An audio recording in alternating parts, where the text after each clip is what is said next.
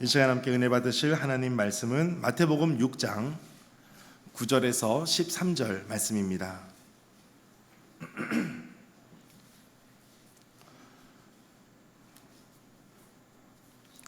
마태복음 6장 9절에서 13절까지 말씀을 한 절씩 교독하시겠습니다. 9절 말씀 제가 먼저 읽겠습니다. 그러므로 너희는 이렇게 기도하라. 하늘에 계신 우리 아버지여, 이름이 거룩히 여김을 받으시오며 나라가 임하옵시며 오늘 우리에게 일용할 양식을 주시옵고, 그가 우리에게 죄 지은 자를 사하여 주는 것 같이 우리 죄를 사하여 주옵시고. 함께 읽겠습니다. 우리를 시험에 들게 하지 마시옵고 다만 악에서 구하옵소서. 나라와 권세와 영광이 아버지께 영원히 있사옵나이다. 아멘. 주님의 말씀입니다. 오늘도 주님의 은혜와 평안이 말씀을 듣는 중에 함께 하시기를 축복합니다. 여러분, 예수님을 믿으면서 어떤 변화들이 일어나게 되는 것을 경험하셨습니까? 여러분, 세례를 받기 전과 세례를 받은 후에 어떤 변화들이 있으셨습니까? 뚜렷한 어떤 변화들이 어떤 것이 있을까요? 많은 경우에 뭔가 있을 거다라고 생각하는 경우도 있을 겁니다. 또 교회를 나가게 되면 뭔가 좀 특별한 게 있지 않을까 어떤 기대를 하면서 오기도 합니다. 여러분, 그런데 안타깝게도 교회를 나와도 달라지는 것이 아무것도 없을 수 있습니다. 어제 세례 받기 전 오늘 세례 받은 이후에 아무것도 달라진 것이 없는 것처럼 보일 수도 있습니다. 어제 태양이 동쪽에서 떴으면 내일도 동쪽에서 뜨는 것은 당연합니다. 그런데 예수님 믿으면서 어떤 변화가 일어난지는 잘 모를지는 몰라도 한 가지 중요한 변화가 일어나는 것이 있습니다. 그것이 바로 기도라는 것입니다. 이 기도는 전에 내가 기도를 했음에도 불구하고 전에 기도했던 대상이 달라집니다. 이제는 기도하는 대상이 전에 다른 어떤 물건이나 어떤 힘이 있는 것처럼 보이는 것이나 어떤 사람이거나 그런 것이 아니라 예수님을 믿고 난 이후에는 기도의 대상이 달라집니다. 그래서 이제 우리가 누구에게 기도하는가, 그것이 달라지게 되고, 이 달라진 하나의 변화가 이제 우리 인생을 통째로 달라지게 하는 놀라운 변화로 이끌어가게 됩니다. 바로 기도가 그런 것입니다. 오늘 말씀의 제목을 이름이 거룩히 여김을 받으시오며, 이렇게 제목을 잡아봤습니다. 기도에 대해서 가장 유명한 책 중에 저자 중에는 E.M. 바운즈라고 하는 사람이 있습니다. E.M. 바운즈라고 하는 사람이 기도에 대해서 어떻게 표현하고 있냐면 이렇게 표현합니다. 신앙생활에 있어서 기도를 대신할 만한 것도 없고 기도에 버금할 만한 것도 없다라고 말합니다. 그러니까 E.M. 바운즈의 기도라고 하는 그 책의 내용의 전체적인 내용들을 요약해 보면 이 기도라고 하는 것 외에는 어떤 것도 바꿀 수 없고 어떤 것도 따라갈 만한 것이 없다라는 거예요. 그러니까 기도가 얼마나 중요한지, 또 얼마나 기도가 필요한 것인지를 말씀하고 있습니다. 우리 지난 시간에 이어서 보면 6장 5절에 너희는 기도할 때에 이렇게 말씀을 시작했었습니다.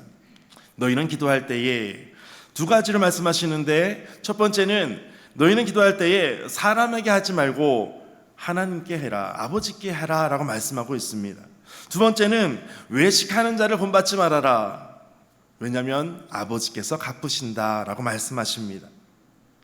예수님께서도 오늘 우리에게도 기도하는 법을 가르쳐 주십니다. 누가복음 11장 1절에 보면 제자들이 나와서 예수님께 질문을 합니다. 11장 1절 같이 읽겠습니다. 시작.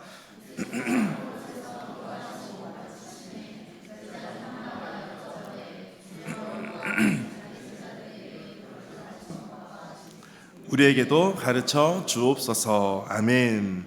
여기서 우리가 알 수 있는 것 세 가지가 있습니다. 첫째는 예수님께서 기도하셨다라는 것입니다. 예수님도 기도하셨다. 두 번째 알 수 있는 것은 세례 요한이 제자들에게 기도를 가르쳤다라는 것입니다. 세 번째는 제자들이 예수님에게 우리에게도 기도를 가르쳐 주십시오라고 요청했다라는 것입니다. 예수님께서 기도하시고 요한도 가르쳤고 우리에게도 가르쳐 주십시오라고 하는 내용이 11장 1절입니다. 그리고 예수님께서 너희는 이렇게 기도하라 라고 누가복음에도 기록되어 있습니다. 예수님께서 제자들에게 기도를 가르쳐 주십니다. 그 이유가 있습니다. 제자들에게 너희가 제자들이라면 너희의 수준에 맞게 이 정도는 기도하면서 살아야 된다라는 것을 말씀하고 있기 때문에 그렇습니다. 제자들의 수준에 맞게 기도해야 됩니다. 어린아이들이 기도할 때의 기도는 유창하지 못합니다. 그리고 떠듬떠듬할 수 있습니다. 무엇을 기도해야 될지 잘 모를 수도 있습니다. 그런데 한 가지, 하나님 주세요라고 하는 기도는 잘합니다. 하나님 젤리가 필요하고요, 하나님 마라탕이 필요하고요, 여러 가지 필요한 것 주세요 그렇게 기도합니다. 그런데 제자들의 수준에서 보면 예수님께서 직접 다 말씀을 가르쳐 주시고 3년 반 동안 공생의 기간 동안 같이 다니면서 이끌었던 그 제자들, 12제자들에게 너희가 기도할 때에 이 정도는 기도해야 돼 라고 하는 그 수준에 대해서 말씀하고 있습니다. 여러분, 기도를 배워보신 적이 있으십니까? 기도가 이런 것입니다, 기도는 이렇게 하는 것입니다, 좀 체계적인 어떤 교육을 받아보신 적이 있으십니까? 대부분 많지 않을 수 있을 텐데, 여러분, 우리가 알고 있는 주께서 가르쳐 주신 기도, 주기도문이 있습니다. 여러분, 주기도문을 한번 여러분 펜을 가지고 쭉 적어 보신다면 여러분 적어 보실 수 있으시겠습니까? 한번 적어 보신 분 있으십니까? 아무도 안 계신가요? 한 번, 두 분. 여러분, 적으실 때 처음부터 하늘에 계신 우리 아버지여, 잘 적혀지셨습니까? 잘 적으셨습니까? 저도 한번 테스트를 해봤거든요. 한번 적어봤어요. 적어보는데 한 번에 다 안 되더라고요. 그래서 어떻게 하냐면 다시 처음부터 하늘에 계신 우리 아버지요, 가다가 또 멈춰요. 다시 또 처음부터. 암송은 잘했는데, 외우기는 잘했는데 그것을 직접 적어보려고 하니까 잘 안 적어지는 거예요. 의심스러운 분이 계신 눈빛이 많은데 그런 분들 한번 직접 적어보시면 좋을 것 같습니다. 정말 실제로 잘 안 적어지는 겁니다.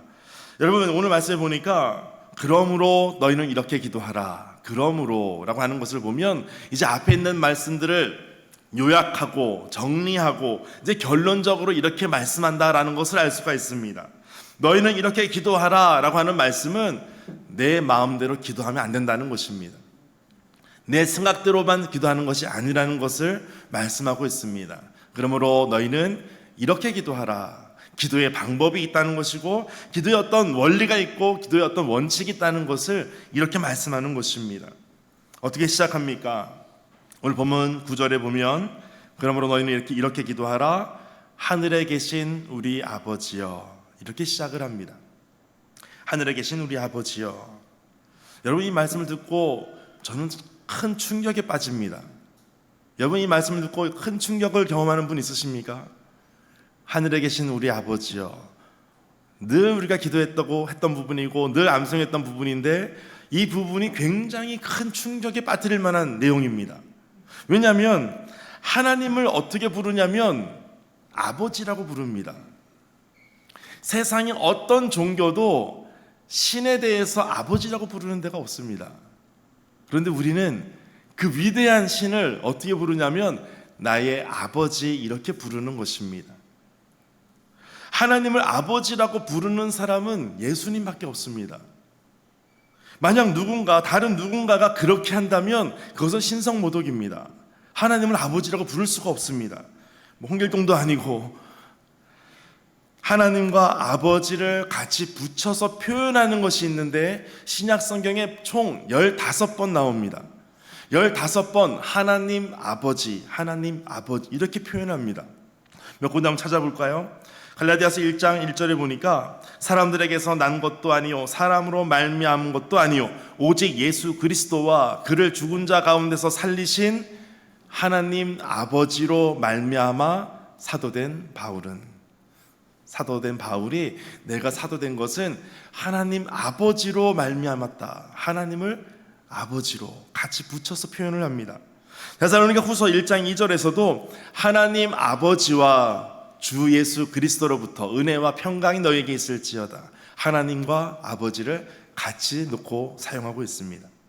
베드로서 1장 17절에도 지극히 큰 영광 중에서 이러한 소리가 그에게 나기를 이는 내 사랑하는 아들이요 내 기뻐하는 자라 하실 때에 그가 하나님 아버지께 존귀와 영광을 받으셨느니라. 아멘.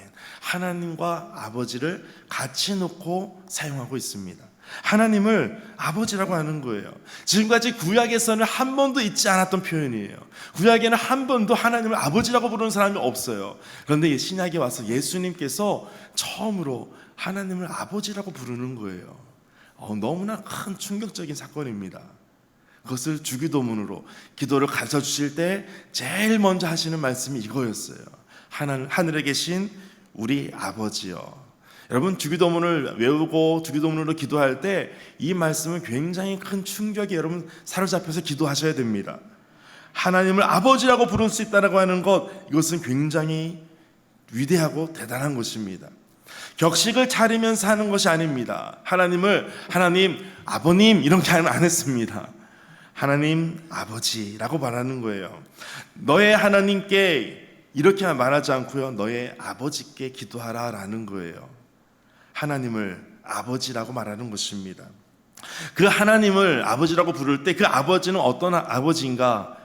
그 말씀 오늘 본문의 뒤에 보게 되면 6장 26절에는 이렇게 말씀합니다. 공중에 새를 보라. 심지도 않고 거두지도 않고 창고에 모아 들이지도 아니하되 너희 하늘 아버지께서 기르시나니 너희는 이것들보다 귀하지 아니하냐. 하늘 아버지께서 이렇게 기르신다. 너희는 귀하다라고 이렇게 말씀하시는 거예요. 우리의 필요를 너무나 잘 아시고 이 필요를 다 채우시는 그런 사랑이 많으신 아버지로 이렇게 표현하고 있는 것입니다. 그리고 그 아버지에 대해서 이야기를 하면서 너희는 이렇게 기도하라 말씀하시는 거예요. 요한복음 1장 12절에 왜 이렇게 기도할 수 있는가 근거를 이렇게 말씀하고 있습니다. 같이 읽어보겠습니다. 시작. 영접하는 자 곧 아멘. 너희가 왜 하나님을 아버지라고 기도할 수 있는가? 근거가 이거라는 거예요. 너희가 영접하는 자가 되었고 너희가 하나님의 자녀가 되었으니 이제 아버지라고 불러야 된다라는 거예요. 갈라디아서 4장 6절에도 말씀하고 있습니다. 같이 읽어보겠습니다. 시작. 너희가 아들이므로 하나님이 그 아들의 영을 우리 마음 가운데 보내사 아빠 아버지라 부르게 하셨느니라. 아멘. 아빠 아버지라고 부르게 하셨다. 하나님을 아버님 할 필요 없어요. 그냥 아빠 그러시면 되는 겁니다. 아버지 그러면 되는 겁니다. 여러분, 어떤 아이가 이 말씀을 듣고 큰 충격에 빠졌어요. 어린아이가요. 그리고 아버지한테 물어보는 거예요. 아버지, 하나님을 어떻게 우리가 아버지라고 부를 수 있습니까? 그리고 또한 우리 같이 예배하는 성도님들 보니까 형제님, 자매님 이렇게 부르지 않습니까? 어떻게 이런 일이 가능합니까? 라고 어린아이가 물어보는 거예요. 그래서 아버지가 그 얘기를 듣고 답을 해줘야 되잖아요. 그래서 이렇게 답을 하는 거예요. 얘야, 우리가 하나님의 자녀가 되고 하나님 안에서 우리가 다 형제 자매이기 때문에 형제님 자매님 이렇게 부르는 거란다 얘기를 해줬어요. 그랬더니 그 아이가 어떻게 말을 하냐면 예, 알았어요 형제님 그러는 거예요. 여러분, 우리가 하나님의 자녀로서 하나님을 아버지라고 부를 수 있는 것, 여러분 이것이 굉장히 기도할 때 중요한 것입니다. 하나님을 부를 때 옆집 아저씨처럼 부르는 사람이 있어요. 아저씨 이거 좀 도와주세요. 그렇게 하는 것이 아니고요, 아버지 되시는 하나님께, 하늘에 계신 우리 아버지, 나의 기도를, 나의 간구를 들으시옵소서, 이렇게 기도하는 거예요. 여러분, 기도의 시작이 바로 이것입니다. 하나님에 대한 인식, 하나님을 어떻게 알고 기도하느냐, 이것이 가장 중요한 것입니다. 한번 따라해 보실까요? 하나님 아버지, 이것이 바로 기도의 시작입니다. 여러분, 주기도문에 보게 되면 앞에 중요한 3가지가 있고 뒤에 중요한 4가지가 있어요. 앞에 중요한 3가지는 이것입니다. 이름이 거룩히 여김을 받으시오며, 2번째는 나라가 임하옵시며, 3번째는 아버지의 뜻이 이루어지이다. 이 3가지예요. 뒤에 중요한 4가지는 이것입니다. 일용할 양식을 주시고 죄를 사하여 주시고 시험에 들지 않게 하시고 악에서 구하소서. 이것이 뒤에 중요한 4가지입니다. 여러분, 주기도문의 앞에 있는 이 3 부분과 뒤에 있는 4가지 부분이 있어요. 어느 것이 더 중요할까요? 앞에 3가지가 중요할까요? 앞에 3가지라고 이야기하기에는 앞에 3가지가 중요한 것 같긴 한데 그렇게 말하기에는 잘 다가오지 않는 것 같고, 또 뒤에 4가지가 중요하긴 한데 이것이 필요하긴 한데 이것을 말하기에는 좀 속보이는 것 같고, 여러 가지 좀 복잡한 생각이 들 것입니다. 좀 곤란할 수 있습니다.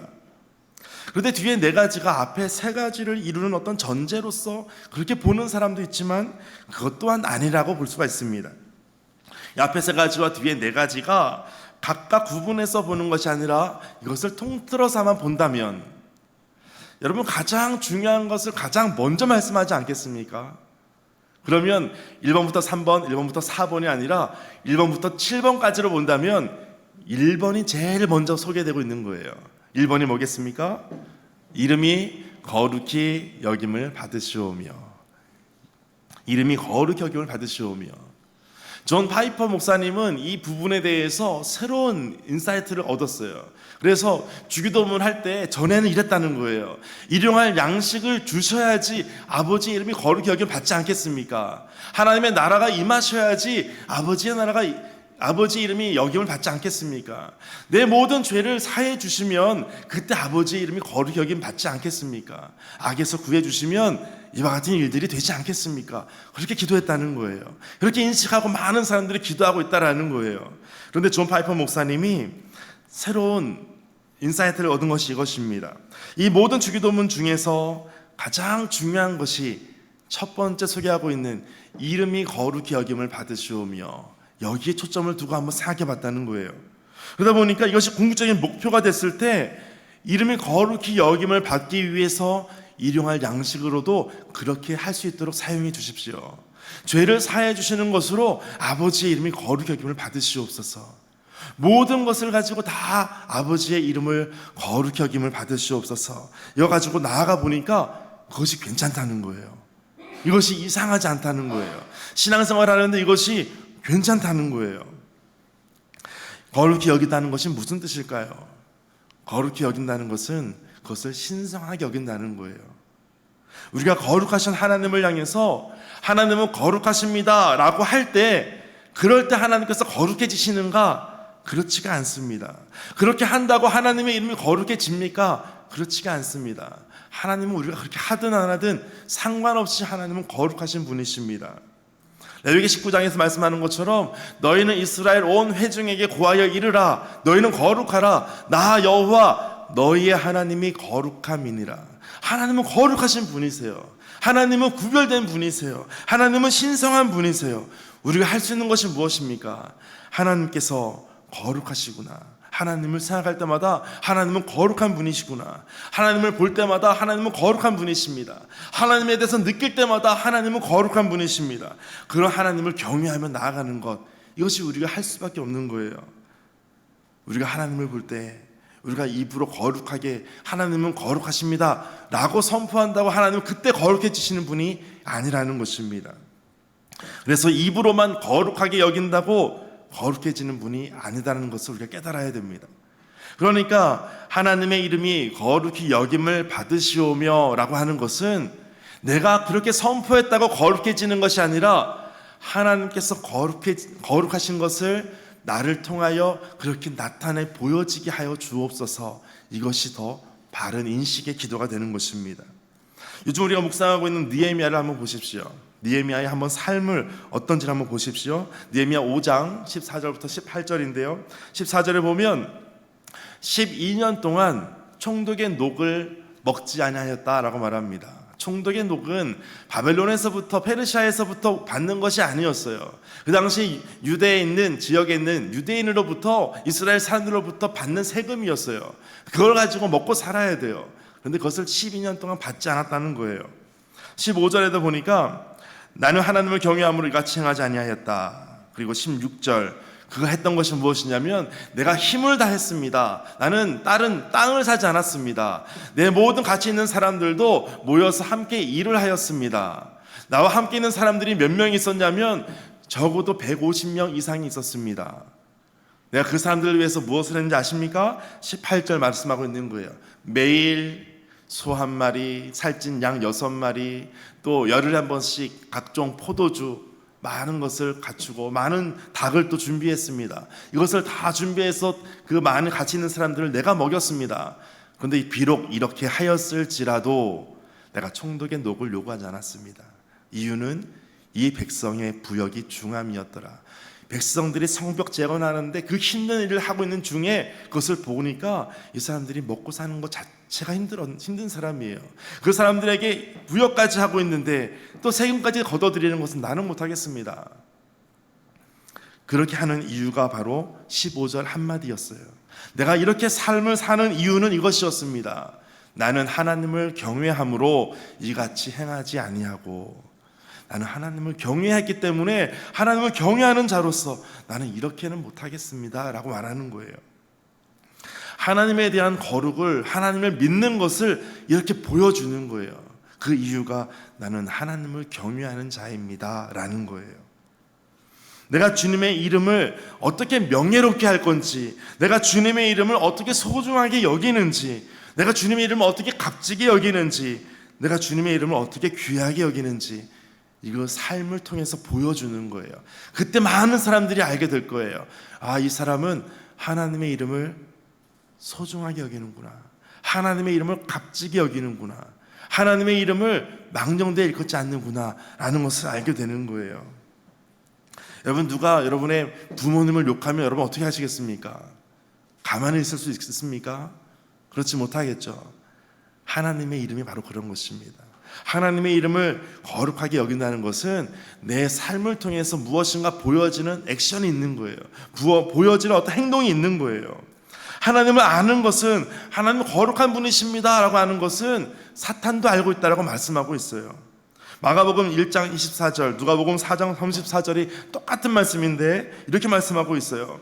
나사렛 예수여, 우리가 당신과 무슨 상관이 있나이까? 우리를 멸하러 왔나이까?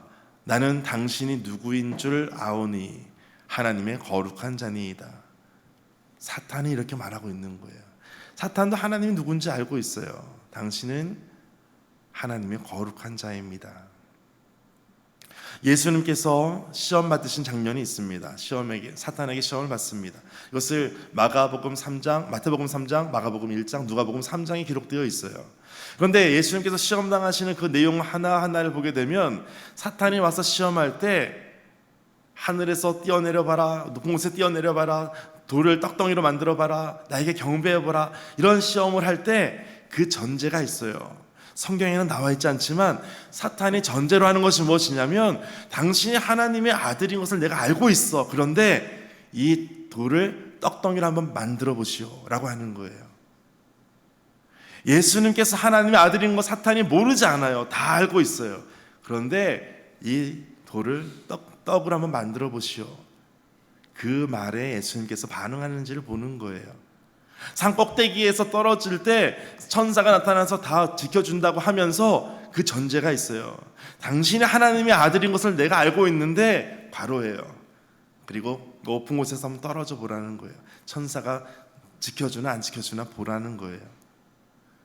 당신이 하나님의 아들인 것을 내가 알고 있는데 과로해놓고 나에게 엎드려 절하면 내가 다 보이는 것을 주겠다고 말하고 있는 거예요. 사탄도 다 알고 있어요. 근데 우리도 마찬가지예요. 하나님을 아는 것, 이것으로 그치면 안 된다는 거예요. 우리가 하나님의 이름을 거룩히 여긴다는 것은 내 마음에서부터 우러나오는 어떤 고백이 있는 거예요. 그 자백이 있는 거예요. 이사야 선지자는 이렇게 말씀하고 있습니다. 이사야 29장 13절에 보면, 주께서 이르시되 이 백성이 입으로는 나를 가까이 하며 입술로는 나를 공경하나 그들의 마음은 내게서 멀리 떠난다니 그들이 나를 경외함은 사람의 계명으로 가르침을 받았을 뿐이라. 입술로는 공경하고 있습니다. 가까이 한다고 하고 있습니다. 그런데 마음은 멀리 있다는 거예요. 하나님의 이름을 거룩히 여긴다는 것은 입술로만이 아니라 그 마음 중심에서부터 그렇게 고백하면서 우러나오는 거예요. 사무엘상 16장 7절을 보면 사무엘 선지자가 이새의 아들들에게 왕으로서 기름 부은 것을 하고 있습니다.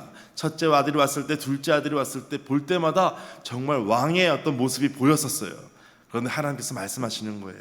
사무엘 선지자에게 사람의 외모와 용모를 보지 말아라는 거예요. 나 여호와는 중심을 보신다고 말씀하고 있어요. 그 중심이 바로 다른 히브리어로 번역하면 바로 레브라고 하는 마음이라는 거예요. 마음을 보신다는 거예요. 하나님의 이름을 거룩히 여긴다는 것은 입술로 어떤 입으로만 하는 것이 아니라 마음에서부터 우러나와서 하는 것, 이것이 거룩히 여긴다는 것입니다. 입술과 마음이 다른 것이 있어요. 이것을 우리는 위선이라고 하는 것입니다. 그래서 오늘 본문 주기도문 앞에 보면 6장 5절에 너희는 기도할 때에 외식하는 자와 같이 하지 말라, 위선적으로 하지 말라라고 말씀하는 거예요. 교회에서 당회를 모입니다. 당회 모여서 열심히 기도하고 이제 회의를 위해서 기도합니다. 그리고 나서 피 터지게 싸우는 거예요. 그리고 가는 거예요. 얼마나 외식적인 겁니까? 큐티를 열심히 했습니다. 하나님 말씀대로 살겠습니다. 다짐하고 기도하고 열심히 했어요. 그리고 나서 마음대로 사는 거예요. 얼마나 이것이 외식적인 것입니까? 마태복음 6장 초반에 어떻게 시작하냐면 너희는 구제할 때에 어떻게 하냐면 외식하는 자가 사람에게 영광을 얻으려고 회당과 거리에 사는 것 같이 너희 팔에 나팔을 불지 말라. 나팔을 불지 말라. 나팔을 불면 사람들이 어떻게 합니까? 다 주목해요. 뭔가 좀 있구나, 뭔가 좀 일이 일어나고 있구나, 다 보는 거예요. 그런데 그렇게 하지 말라는 거예요. 진실로 너희에게 이르노니 그들은 자기 상을 이미 받았느니라. 3절 너는 구제할 때에 어떻게 하라고요? 오른손이 하는 것을 왼손이 모르게 하여, 오른손이 하는 일을 왼손이 모르게 하라. 많이 들어봤던 말씀이고 또 아직 교회를 안 다니고 예수님 모르는 사람도 아는 말씀이 바로 이것입니다. 여러분, 그런데 현실은 어떻습니까? 오른손이 안 한 것도 왼손이 했다라고 말하는 것이 현실이에요. 여러분, 그 다음 4절 이렇게 말씀합니다. 왜 우리가 오른손에 하는 일을 왼손이 모르게 해야 되는가? 4절 같이 읽겠습니다. 시작. 내 구제함을 은밀하게 하라. 아멘. 은밀하게 하라. 왜냐하면 은밀한 중에 보시는 분이 계시는데 그 하나님 아버지께서 갚으신다라는 거예요. 여기에서도 아버지라고 표현하고 있어요. 그 아버지께서 갚으신다. 그러므로 외식하는 자가 되지 말아라. 구제할 때에도 기도할 때에도. 그러니까 오늘 그러므로 너희는 이렇게 기도하라 라고 하는 첫 시작을 하늘에 계신 우리 아버지여, 아버지의 이름이 거룩히 여김을 받으시오며 우리의 삶으로 외식하는 자로 살리는 것이 아니라 하나님의 이름을 거룩히 여기는 자로 그렇게 진실되게 살아야 함을 말씀하고 기도하고 있는 것입니다. 여러분, 느헤미야를 다시 한번 돌아보면 자신의 삶으로 많은 사람들을 섬깁니다. 많은 사람들을 돌봅니다. 그리고 하는 것이 있어요. 19절 같이 읽겠습니다. 시작. 내 하나님이여, 내가 이 백성을 위하여 행한 모든 일을 기억하사 내게 은혜를 베푸시옵소서. 아멘. 삶으로 다 섬기고 나서 그가 하는 것은 내가 자기가 우쭐한 것이 아니에요. 내가 이런 거 했다라고 자랑하는 것이 아니에요. 하나님께 기도하는 거예요.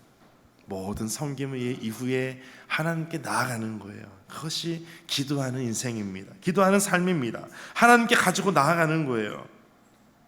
하나님의 이름이 이럴 때 어떻게 되었을까요? 많은 사람들이 느헤미야를 보고 하나님의 이름을 어떻게 생각했을까요? 역시 하나님의 이름은 상상이 되지 않겠습니까? 주위에 많은 방해 세력들이 있었어요. 산발랏이 있고 도비아가 있고 게셈이 있고 아라비아 사람들이 있고 많은 사람들이 성벽 건축하는 것을 방해했었습니다. 힘든 일도 많이 있었습니다. 그런데 그 모든 것을 느헤미야가 어떻게 하냐면 하나님의 아버지께 기도하는 것으로 나아가는 거예요. 기도를 가르쳐달라고 하는 예수님께서, 제자들이 예수님께 나아갔을 때 예수님께서 하시는 말씀이 이거예요.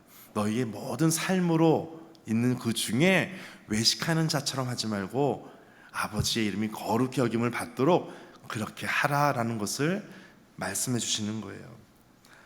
개역개정에 보니까 출애굽기 20장 7절에 하나님의 이름에 대해서, 그 거룩한 이름 성호에 대해서 이렇게 말씀하고 있어요. 너는 내 하나님 여호와의 이름을 망령되게 부르지 말라. 망령되게 부르지 말라. 이 말을 쉬운 성경으로 보니까 이렇게 말씀하고 있어요.